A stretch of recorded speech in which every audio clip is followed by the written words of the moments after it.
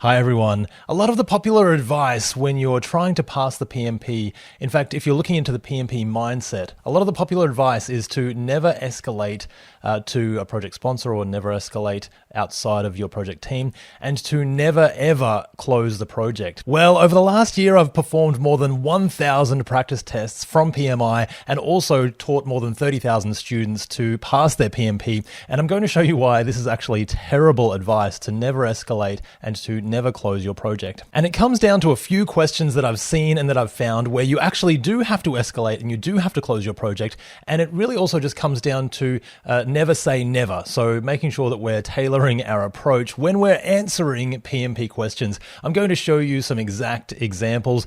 These are sort of paraphrased from actual questions. And so let's just go through it because these will show you examples of when it is appropriate to escalate. In fact, if there's extreme situations, then we may need to close and we may need to escalate. So let's check this out. First of all, you've been brought on, let's say you've been brought on to manage a project and it was stopped a few years ago, but it's just been restarted. So there are already major scope changes, it says as well. So what we're asking is this even the same project, really? Most of the budget has already been used. And this is the kicker. So the SPI or the Schedule Performance Index is 0.3 and the CPI is 0.2. Now, do you remember the trick here? It's around the number 1. So if it's more than 1, we've delivered more than we said we would. If it's less than 1, which these two are much more less than 1, so 0.2, 0.3, then we've delivered less than we said we would at this point in time. So we're way behind schedule. We're way over budget. There are major scope changes and it's restarting a project from several years ago. And basically this is an extreme situation. So we've got some nice answers here. So do we update the scope management plan to reflect the scope changes? That's kind of a nice thing. We probably could do that. Perform fast tracking on the project to expedite delivery. We could do that as well because it's not going to use any extra cost. It's going to perform activities that were previously in sequence, perform them in parallel. That's what fast tracking is. Or do we reduce the scope of the project to ensure delivery? That one, we try not to do that one because our ultimate aim is to deliver value. And that's what really it comes down to, is the ultimate aim is to deliver value. Can we actually deliver value with this situation? And the answer is no. So closing the project and requesting a new project from the sponsor was the answer, and that answer was correct. And that's the reason why. It's almost a completely new project. It's completely new scope. It's way behind on its SPI and CPI. And ultimately, it's an extreme situation that requires an extreme response. And so that's one example. And there is another example that I want to show you just so that we get this into our minds. But it comes from, just the ideas come from the Fast Track. So the PMP Fast Track, which you will have seen probably already. If not, see if I can post a link up here or down below. But the ultimate aim is to deliver value above everything else. So in that scenario, it came to the situation where could we deliver value? And the answer was probably not. So we need to just start fresh. We also want to be direct and we want to be collaborative in our response.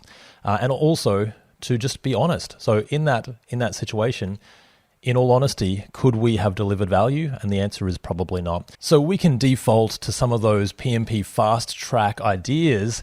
And now let's see the last one. There's one more example here. You're probably going to like this. And again, it just comes down to an extreme situation requiring a more extreme response. Let's say you're working on a critical defense project. So already critical and defense, high security. So one of your stakeholders advises that a key project team member has faked their security clearance to be hired on your team. You look into it and they are correct. So usually what we do in a problem-solving situation on the PMP exam is we would go and gather the information and go to the root cause, try and find the root cause of the issue. We've already done this. So we look into it, they're correct. What are we going to do? Now, again, we've got some of the nice mindset answers that we might do, but because it's such an extreme situation, we're not going to select them. So do we provide training for the team member to ensure that they can get the work done? That's one of your sort of typical mindset questions. And we're not going to do that because this person has faked their security clearance. It's actually extremely high risk on a critical defense project. Update your stakeholder engagement plan. Again, this is a good answer with their updated credentials. And this is one of a more of a soft answer that sort of aligns with the mindset. And we're not going to do it. Do we adjust the project schedule to include a delay due to reduced performance? Again, we could look at that. These are all pretty high maybe answers. But the real answer is remove the team member from your project. We take the extreme approach because it's an extreme situation.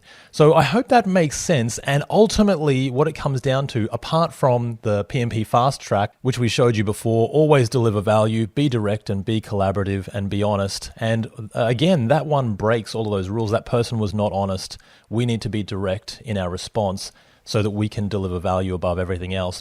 But what it really comes down to, if you remember in your PMP education, your 35 contact hours that I hope you have done. If you haven't, check out my course, of course, because it has all of this stuff in it, so it's really cool. But we want to be tailoring our approach. And it's the same in the PMP exam. If it's a normal sort of project question, yes, we can be inclusive, we can be collaborative, we can update our project management plans, we can help our people and train our people to get the response that we want. But if it's an extreme situation, then we need to, again, take a different approach, escalate or close or remove team members under those circumstances. Now, those situations will be rare, so they will be smaller. You'll have only a few of those, but you'll have a lot of the normal ones, normal project responses. So just be aware of it, but also be aware that they are out there, and we want to, just like we tailor our project, we want to tailor our responses. I hope you've loved this because I thought this was awesome, very handy. You can pass your PMP exam. I absolutely know you can do it. I believe in you. It's hard, but I know you can do it, and I'll see you in the next video. Bye for now.